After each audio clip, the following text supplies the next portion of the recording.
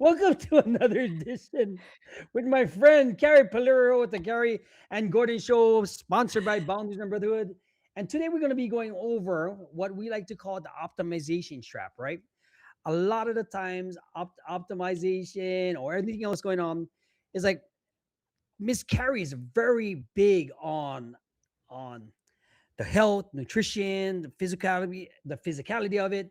But I like to make it in the course of life because you trying to optimize it, you can't live just on a spreadsheet. You can't just rely on a diet because, like she says on her post, you might be trying to live off of a diet, but you look in the mirror and you grab your skin and you see it all hanging, but you haven't put the work in or to make you finally feel like you've accomplished something.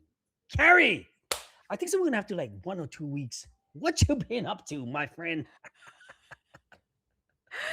Oh my God. I missed you, Gordon. Oh my God. I'm happy to be back. I am. And Busy, I'm busy, glad this busy. yeah, I'm glad this is what we are talking about because this has been like super present, especially with like a lot of women in my space. Like everything Hmm. is so like perfectly organized and structured and disciplined and like and the it's like everything at work and like everything's optimized and it's like, "Oh, like where are you with you?" Like, Right, where are you with you? Like, right, oh, are you first? Like, it seems like everyone else is first. Your kids are first. Your family's first. Your work. right. Yeah, everything. Everything else is first, and then you're last. And then by that time, it's like, well, I don't really want to. I'm tired. I just want to sleep. Yeah, You try to throw a couple two kids in there and see what happens. yeah. I can imagine. Oh my gosh. And then somebody asked me the other day, Gordon, why are you so wired? I'm like, can't you tell me for my two kids? Yeah, I said, can you imagine me on drugs? that's good. All right, guys, welcome back. And we're gonna get this all situated. YouTube, TikTok, live streaming, everything. We're all on all platforms going right now. And we're gonna expose the difference between managing your life and balancing the inputs and the outputs and what to expect. And actually living a life that you can be proud of versus trying to be optimized and the performance issue. A couple weeks ago, Miss Carrie did a workshop and she found out there's certain things that goes on and things have to change. But when you're disconnected or you're feeling your own systems or your own path is going astray, when is it the reality check to time to stop and take a look at auditing your existence and start living the life you've created or being the role in your life? And that's what Carrie's going to go over because even though she's managing her stuff, because now, she's got back in the swing of things, is she really living her life? That's what we're going to go over for both men and women and how this coincides together because you would rather be experiencing what's present rather than worrying about what's going on in the past or in the future, right? Because let's face it, Carrie, you're gonna look in the mirror and one day everything's gonna be like, what did I really do? Or how do you audit everything? Or how do you balance that the diet and everything else? All her posts is so deep. It's like, I was like, where the frick did you come up with that? Miss Carrie, take it away because let me get us all set up as normal. I think the biggest thing for women is like you can't optimize a life you're still abandoning yourself in. Oh, You, you know what I mean? Like, because ooh, everybody wants to talk about like right. optimizing your life. Like, do you have the perfect morning routine and supplements and workouts and habits? And what's your schedule like? And I love those things. Don't get me wrong. Like, I have structure. Right. I love structure, but like, let's talk about the woman who's doing them. Because I can have the perfect morning routine and like still wake up and hate myself. Is it because of that performance or is it because that's what you put in your head? Because Well, I that's think interesting to me. I can go through all the motions, right? And drink the water and lift the weights and check all the boxes like a spreadsheet, like you were talking about, and Right. then still feel like something is missing because there is still a weight that I'm carrying. It comes True. from it's the emotional weight, I guess you could call it, like the resentment that I keep swallowing, or and the boundaries that I don't set that turns into a fucking resentment. Or maybe I had a dream for my life that I kept negotiating down and now it's so far away.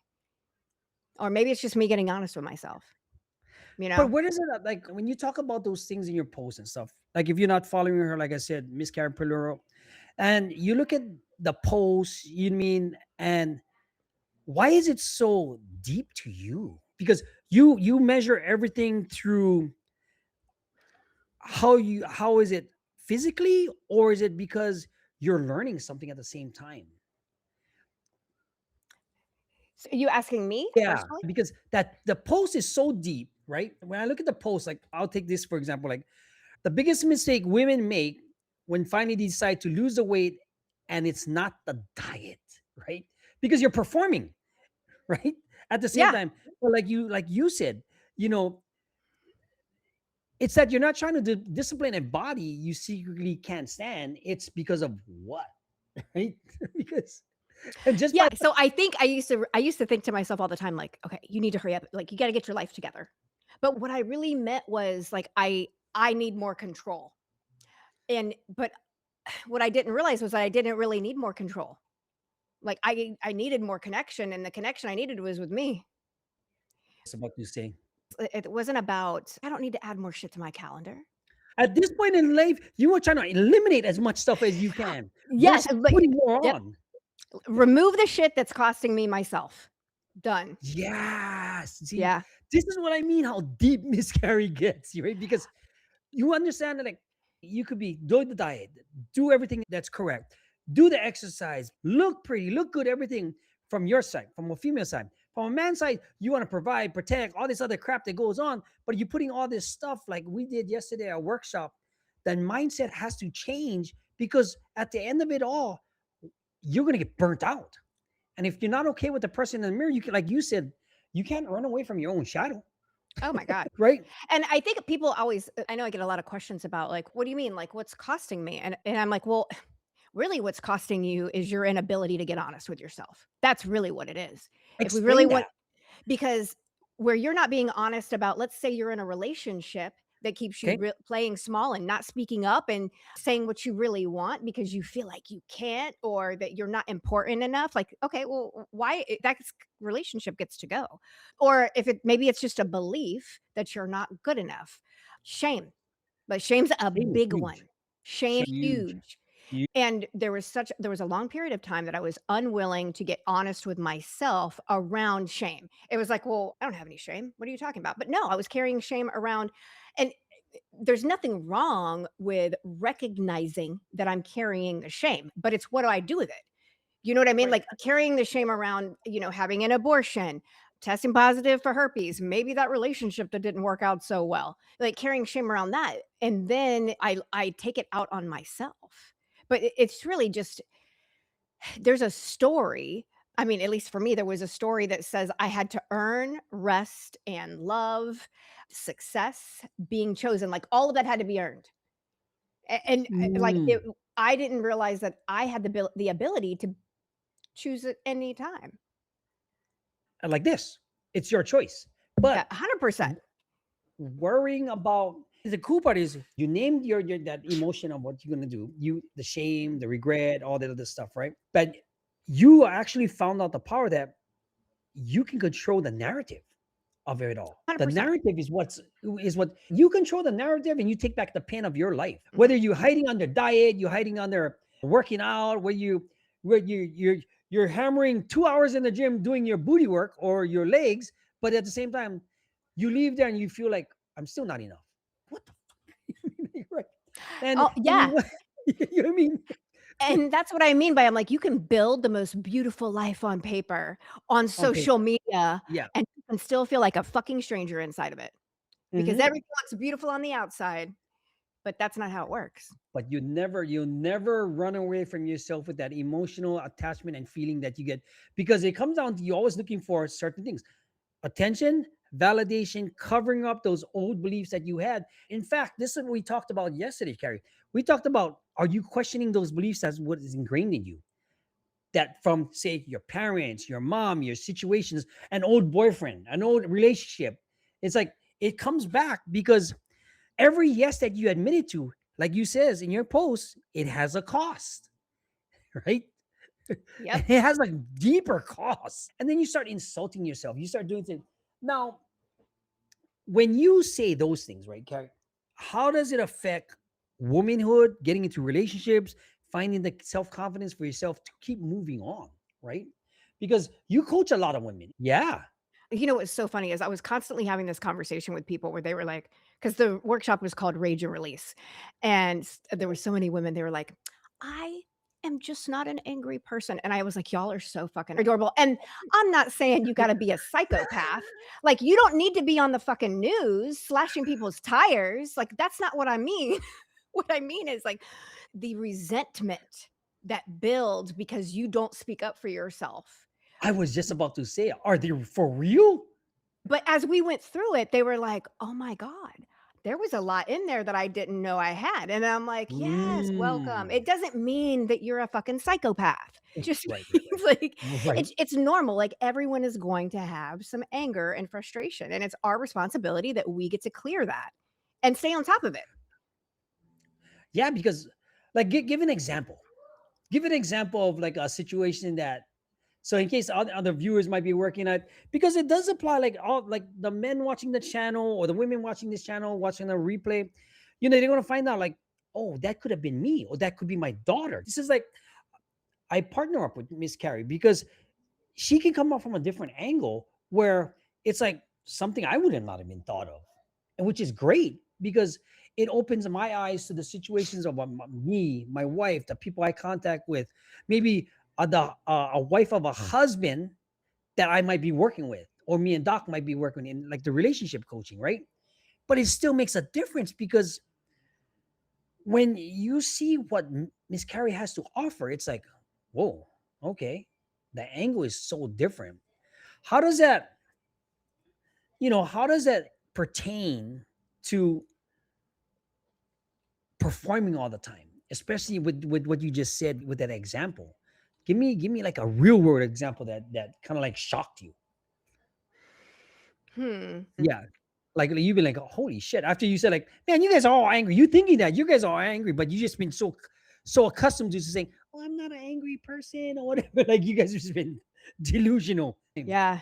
I think that one thing that I did recognize is there is this, well, with a couple of clients, there was like this addiction to wanting to be the good girl, wanting to be in the good graces and behave a particular way. Oh, And because they came from a very conservative family, I a was very just about to say, yeah. yeah, it was a very conservative family who would be, and I don't want to use the word shame, but that could be an appropriate word, like critical or had no problem, you shouldn't do that and you should act this way. Conflict, It created a abrasive. lot of conflict. It created a lot of belief systems of, "Oh, I need to be this person to be the perfect wife or the perfect mother or the perfect partner." Right, right, But right, then right, I'm right. so unhappy in this because I'm losing myself. I'm not fully expressing how I feel. I'm just going with the flow of what everybody wants instead of saying, "Hey, you know what, guys? That doesn't fucking work for me."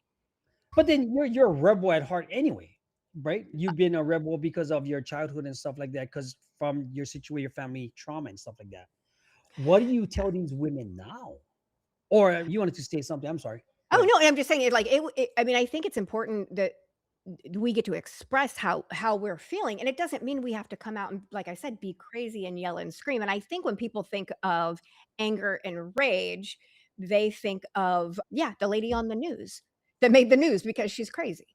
That's not what it is. You can still feel anger and rage, and then what happens is that is a resentment that begins to build, and if you don't Oh, address it or you don't clear it, you turn it on yourself, and then that's you standing in the mirror saying, "Oh, I fucking hate what I see." Because mm. really what it is that you're not standing up for yourself and you fucking know it. And you know it. That's the whole And you thing. know Nobody it. else knows it. Nobody else knows it. Only you. You know, Yeah, yeah. and that's what So matters because you're pissed at yourself. so does that build up, and that's when you get your clients to see, to realize. Now, what comes after that wall though? What comes after that door? Like what's that's some of like the things you tell the women, or like say you're working with a woman and her husband to make her realize it, because like you said, the conservative values or the conservative ways might Mhm. be having that belief, and then you open this can of worms or these eyes. What happens after? Like how do you direct or guide or encourage in a situation like that? Because like now you just opened up a whole can that just shit is just flying out all over the place. Well, I Literally. certainly do not go tell them, "Hey, you need to go have a conversation." I Oh, do okay. no, that whole workshop was about recognizing it, Mm, and what is it really like, what's it really trying to say? Like, where did it come from? Because it can come out in different ways, and so for them to recognize that, "Hey, let's say, I'm mad at my boyfriend for showing up this one way, and it had nothing to do with your boyfriend, it had something to do with you and your dad back when you were 6 years old." yeah. Like, and then recognizing that, okay, so where does this anger coming from or this frustration coming from? And let's release that. Let it flow through the body and release it. And then we can move forward. I get to be in a neutral place when I'm wanting to communicate with anybody. That's why it's so important to clear the anger and frustration. It's important to feel all of the emotions. I mean, I you mean, suppress one, you're suppressing all of them. it's like, okay, you Yeah. might have one under control, but then you might not know how to deal with the other one. Then you don't even know. You might say you might learn how to deal with your anger. You know what it is. You know what it is causing, but you might not how to deal with the feel of the frustration and the shame that comes along with it, right? Because it happens. And do women? Let me ask you this: do females that don't have that openness or the knowledge, do you see a shift in their behavior? Even like say like the perfect example, like your boyfriend, you don't like what your boyfriend did, but that didn't come from your boyfriend. That came from your childhood trauma. How do you guide somebody like that? Well, Or I think the important part is to understand that, like, if I don't express my anger or allow it to flow through me, anger's not bad, frustration's not bad, rage isn't bad. I just I get to feel it because if I don't feel it, it's really gonna cost me my joy. Because it's still gonna that's the trade-off like, that it's like I'll yeah, never feel joy, I'll never feel true happiness because true that happiness, anger true is happiness. really going to be there. But nobody wants to talk about anger because it's considered this bad word. We learned this along the way that, like, good girls don't get angry, right? Wait, Like, good what? girls don't get angry. You're not supposed to, show that, don't act like that. Don't cry. You know what I mean? It's like, So shut up. you want to be a robot? And so then we swallow it. And then, it's like, "Oh, I'm being Oh, understanding." Like, how many times have I said it's fine when it's not? No, like, but absolutely. that you also have to have mutual respect for your partner to have that type of conversation and that adherence to that, right? Because say you can't express yourself, right, in a Mhm, correct way, and if you have a person that doesn't understand that, but you're kind of like suppressing everything, right, mhm. from for your partner just to move along. When that thing blows up, what happens? Like, how do you are you trying to do preventive maintenance at that time? Or are you kind of like trying to do something else so it doesn't blow up?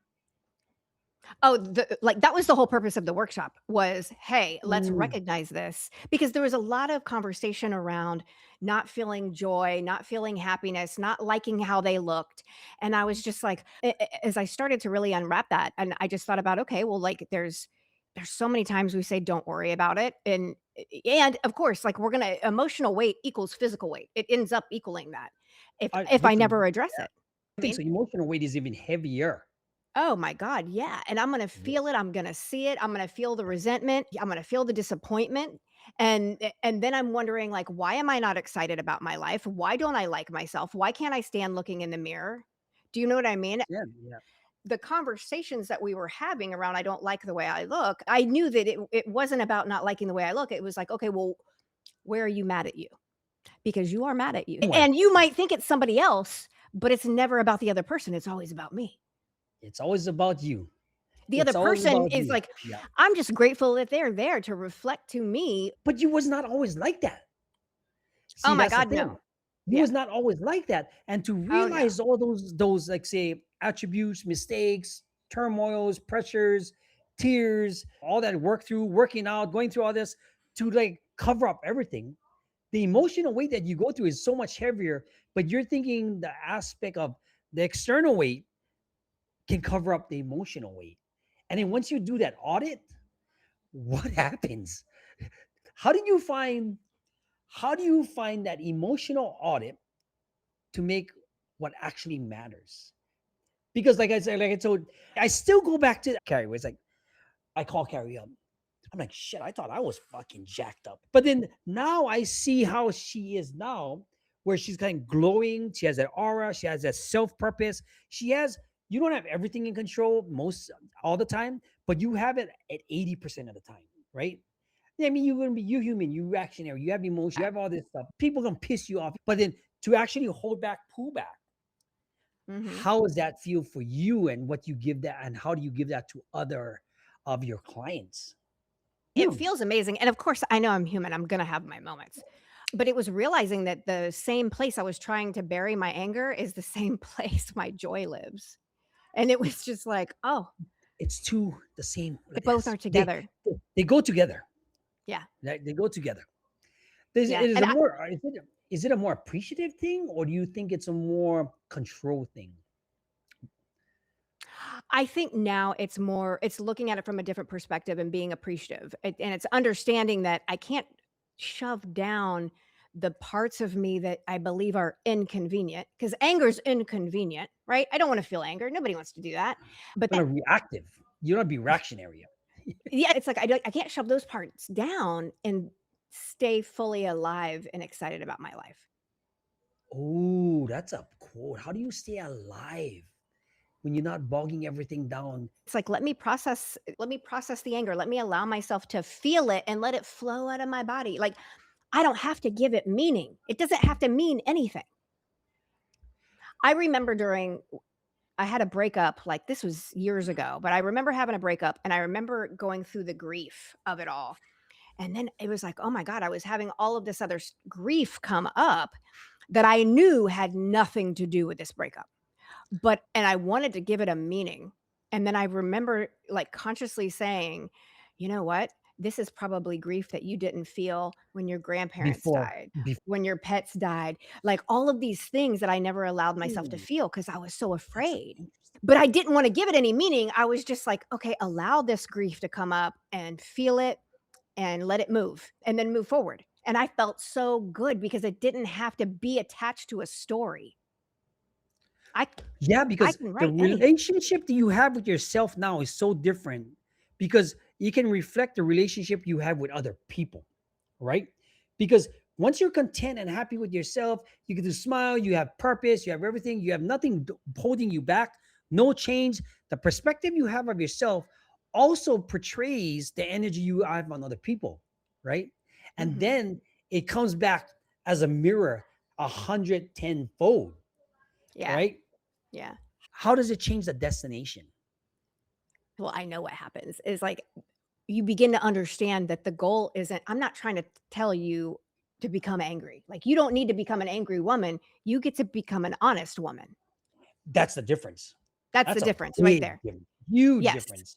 Yeah, So if I take yeah. anger off the table of you get to feel it, but you're not going to pitch a fucking tent and camp out there, like let it move. You know, because that's huge. Yeah. So let me ask you this: if I'm one of your clients, all right, I'm Miss G, whatever, I'm holding on to anger and everything else, and I'm just like a Karen, right? Like a bitter woman, right? Oh my God. I'm just bitter. Where do you start Oh, we to get to at get it least out. get me in that direction, so I can have a fulfilling purpose, so I can be okay with myself instead of portraying it everything on other people, right? Yes. So how I begin is I usually make everyone write a list of everyone they're pissed off at. Like every Okay. person, place, or thing that you are mad at, write it down. That we're not going to live there, but that's the start because Ah, they get to see that this is projected anger. This isn't real. projected. Yeah. Like I'm just projecting my anger onto them, but this frustration and anger that I have has nothing to do with them. It's just triggering the emotion because I've never dealt with the emotion, and the emotion is like, "Hey, please, like, let me go." I mean, and it goes because even like for when you look at the beliefs, the say the values, everything that's been projected into like these young girls, right now. Mhm. From the other posts, the skinny is coming back. I have a niece. She's what 6 years old. She goes, I have to work out because I don't want to get fat, because she plays with my kids and goes, you guys are just big, but That's but they're like sister. They're almost like they're so close. They're like sister brother. Girls are not born like you say in your quote, not hating their situation, their bodies, whatever it is. They kind of learn it. Do you Mhm, find out that phases in when you get a certain phase inside with the woman, whether mhm. it's 16 to 25, 25 to 32, 32 to 40s, where do you see the most, I would say, parts where it's like so ingrained that you cannot change? This is why I work with kids, right? Because I can work with men's mental health, coaching and all that stuff, but I Mhm. like to catch them young now, Yeah, right? 100. Because I've tried with the men, some get it, some don't, versus somebody that's a young mind that's being misguided. Yeah, How do you navigate that? I agree with what you're saying. Dealing with someone like my own age who has 49 years of life experience to tell me how terrible their life is. It really is about them choosing to change. Do you really want to experience joy? Because anger is not the thing keeping you from your No, joy, avoiding no, it yeah, is. yeah. And it's like Avoiding it. you are avoiding getting to know you. That is what's keeping you from your joy. And it's really about allowing them to the reality is either they want to take the steps to change or they don't. But I agree with what you're saying. No, At 49, I had so much evidence stacked, right? And now I'm like a fucking attorney. I want to go plead my case and I want to be right and I want to win, right? And it's like, why are we so addicted to being right? That my life fucking sucks. Well, if that's what you want, then go for it, man. You can have that. But my life doesn't suck. is it due to not just being open to it all, or do you think that women adhere to it or put their once they put their claws in it, it gets worse? So I'll be honest, I think people in general like to complain because what do you get when you complain? And if I'm being honest, when I complain, I'm trying to get sympathy. And then that lets me off the hook. Oh, is this why women complain? Guys, if you're watching this, she just gave us the straight answer, right? Because I I want always, sympathy. is that what it comes down to? Oh my God. Or attention? Both. With the sympathy, I'm Or getting to agree. attention. I'm Or to getting just both. you're getting both. I do think that a lot of people need the agreement. You have to have the agreement in order to feel sympathy. I want to enroll you in my story because You want to I want you to get understand me and I want to feel that sympathy. mm. Like you just don't know how bad I had it. You Right, just need right, to right, know. right, right. And we can be addicted to that. But Ah, I think like another question is like why yeah, like why do I want the sympathy? And it's because it lets me off the hook and it allows me to not have to take responsibility for my life. interesting. That's the quote of the day, basically. Like women want they complain because they want sympathy and attention to pull you into the story. Gentlemen, guys, that is that. I think so. That's my problem with my Well, wife. well, I'm just I think kidding. this is what I tell people all the time. I'm like, a complaint is a request. Every complaint is a request. It's an Okay. unmet need. It's a request, but they don't know how to articulate it.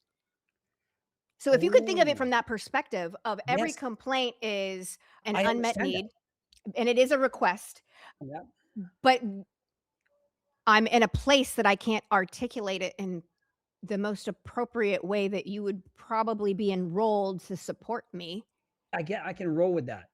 I definitely can roll with that because if it's a request to look for something else and I'm not giving that request, right? And I start Mhm. adding friction to it, it doesn't help me. It doesn't help her. It doesn't help the person complaining. But does it work in just relationships or just with close relationships, husband and wife, boyfriend, girlfriend? Or does it work in, say, out in the real world? I mean, honestly, a lot of times I don't know how to ask for something, right? Or maybe I'm I don't feel brave enough to ask for it. So Oh, instead of saying, oh. instead of saying to you, "Hey, I would like some support," I'm like, "I'm fucking tired of doing everything around here," from frustration. But really, Right. the need is, The "Hey, I really need, the just want some perspective. support." Let me ask you this question now. I seen you one of your the real pattern from one of your posts, right? You spent years managing a body instead of living in one. You suck it in every photo. You change three times before dinner. You skip the pool day with your kids. What does that mean for the women out here, or for the husbands or the men watching that, and they wonder why women go through this? Explain that, Oh, and then again, I'll it's give my me. take from it Yeah, so that's me running from me. It's me not all the wanting time. to it's like me not wanting to meet myself, and so I wanna and I don't wanna go there. It feels scary. If you've never really decided that, "Okay, hey, I'm gonna dive a little bit deeper into this inner work," it might feel scary for some people if they've never Of been honest course, with themselves or you were accepted scared. responsibility. Oh my god, hell yeah, Yes, you you were know? scared. Yeah, Of course. And so but I'd how about rather just not be uncomfortable and say, "You know what? I'm just not gonna go to the pool day," and smile but and yeah, but it's all fake again. It all comes it's down all to fake. Yeah, it's all and then I'm fake gonna go again. through the same cycle over and over again and might see So it, and then they repeat it. for me, for my boys are wrong bugs. Just they're like your real 3 and 4 and 6 year old that just get crazy, right?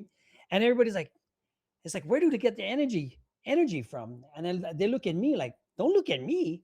It's because I want them to be confident in their own skin, so they don't. And I express to them, I don't want them to have to look at me for validation. I Mhm, have discussions with them on a daily basis because I want to break the cycle for what I'm going to do. And then when I explain it to Andrea, right? And then she understands that because you can't raise boys the same way you raise girls in that essence, because they need to be confident. They don't have to be afraid of the world. I don't want them, and it's like nobody teaches anybody this kind of stuff at all. yeah, And then the end result is you have an adult that's unconfident, looking for self validation, doesn't know how to deal with their emotions. And mhm, then at the end of the day, what happens? They do stupid things like how me and you did, going to a mhm. different life, a different path. All for what? It because you can't come home into your own skin and live it and be okay with your shadow, right? Now, last but not least, right? How do you live with purpose now? Knowing what you know, helping other people, helping other women, doing your workshops, hopefully a book coming out, right? What does that make you as a coach, as a whole Miss Carrie? You mean from when you started? Because there's a lot that goes into your stuff. There's a lot of work you put into it. How does, say, somebody that wants to be alongside you, and how are you going to help them, right? For me, what keeps me on top of it is working with other women because I myself through them. Oh, And every time, like, I'm working with absolutely. someone, Yeah. it's like I'm learning more about myself as well throughout the entire No, process. So it's not 100%. like a one-way street, like, "Oh, let me just help 100. you, like, fix your life." It's like, "Oh my god," like, we're both contributing 100. to the support of each other. Yeah. And, a lot of times people don't realize that, it's like that the client doesn't necessarily recognize that they're literally supporting the coach through this process as well. It's that's the quote of the day also. That's how it goes because Mhm. the client is what builds up the coach. The only thing the coach does is kind of like going through it together. That's guided because you've been through so much more and you just need a person to agree, basically. How does it feel when you see these, like for me, right, like for example, when I see you, I talk to you, we do our show together and stuff like that. I'm happy when I see you become this person. How does it feel when you see the change in the girls that you affect? Oh my god, it is man, like, that's like an emotional question. Like, because when you see It somebody is. completely shift like, even, like, It today, is. I have a client that we're doing, like, an in-person event, and so I'm like, "Hey, this morning we're getting up and, like, I'm on a schedule today," and so we're, like, out on our walk, and as we're out walking today, we were having this whole conversation about excellence and Okay. how it's so important that I get to maintain a level of excellence, because if that is a Mm. standard that I get to create in my life today, and the people around me will either rise to that level of excellence or they will fall off. And that doesn't mean I'm going to stay there. Yeah, no. I'm not, Simple. and I'm not going to always be excellent, damn it. And I'm going to rely on people around me to be like, "Hey, you're in your shit right now. Like, let me remind you who the fuck you are." Like, let me No, remind you absolutely. so you can get Yeah. back into it. It's like, you're for me, my clients remind me of a level of greatness. I see the greatness in them, and what I really am realizing is that it's in me. I'm seeing them reflect me. That's the only reason I can see it. This I'm gonna give you. I'll give you a bit Oh, of me goosebumps. what do you call that? What do you call it when you give up? Not testimony, but anyway. When I seen you, you didn't know how much potential you had in you. I had no Even clue. right now, you're just tipping the iceberg. You're not even. You're not even. You're not even. To me, and I've helped a lot of people. In fact, just a short, quick note. I had a guy. He went in. He went back into prison. He went on a bank robbery spree. Right. He was doing good. I was guiding him, encouraging him, and then he just reached out back to me because he knew I was consistent with this the type of shit I do. Right. Mm. So I explained to me everything. I said, "What happened? I went on bank robbing street. I couldn't handle this and that. I didn't know what to do." So he reached back out. So now he's under my wing again. He don't see his potential until just now because he says, "Gordon, you always seen the potential I never had. I've even as a human being, as a person, blah blah blah, and I never waved because I'm not here to judge. I've done worse shit. For you, Miss Carrie, your potential you haven't even hit not even 20% yet. Not even 20%. You're there, and this is what I like working with people because when I see that thing go like this, when it clicks, you turn into a multi-million dollar business. And I choose who I want to work with because the type of energy, because you get that thing off. And then to see you help other women, to see you help other people, to see you actually dive deep, put yourself and pour into them. And you come to some outside and you pour back into yourself to give to them. That's what purpose is all about. And that's what makes you you. That's what makes you as a coach the perfect prime example because just from your post. And that's how deep and that's how I see you as my friend. Mm. Because Thank you. you take away the money, you take away the fame, you take away the accolades, you take the materialistic. Are you the same person? Right now, you're the same person no matter what happens. And I applaud you for that. Thank you. I was not expecting that. It just comes out, right? Oh my God, Gordon, you're making me cry. You don't know. And sometimes you just need that. You need somebody to tell you that to so you can Mhm. hold on to them. And it's like when you know that and you have a divine light going through you so that you can spread it, and all the pain, the trauma, all that crap that you've been through before is all for one thing to help other people when you see you help them. Yeah. Oh, that's kind of Tony Robbins stuff, right? That's like It you was. put That was everything. good. Shh, don't tell everybody because I don't want to get paid. I don't want people knocking on my door. Man, that was good.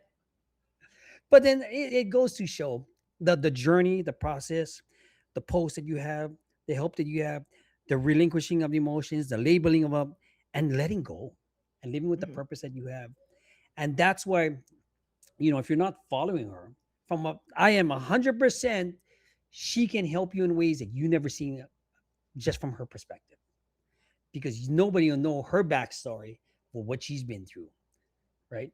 And this is why I coach a lot of different people. It's like, and I don't say it's coaching. It's more like guiding. And it So really, I think the magic is in just if someone's open and you offer a totally different perspective or reframe or whatever you want to call it, and they can wrap their head around that, it's like you've changed somebody's life. oh, absolutely. Yeah. Yeah. 100%. It's what you're here to do, to help change people's lives. When like Doc said, Doc said his closing statement yesterday that when you're at the gates, whether you're going to the top or the bottom, he's going to ask you, what did you do? Yeah. You better have a damn good answer. Did you squander it? Like, what did you do? Yeah. Right. Yeah. That's Guys, we got to see Miss Carrie again. Last week she was sick. I had a doctor's appointment. We'll make it a more solid thing. Any closing remarks, Miss Carrie? That was awesome, Gordon. Thank you. I'm just happy to be back and happy to see everybody. And I'll see you guys next week for sure. All right, guys. This is Gordon Watt from Boundaries of Brotherhood and the whole woman method with Miss Carrie Pullaro right there. We'll see you guys next week. Bye. Woo, that was good. That was really good.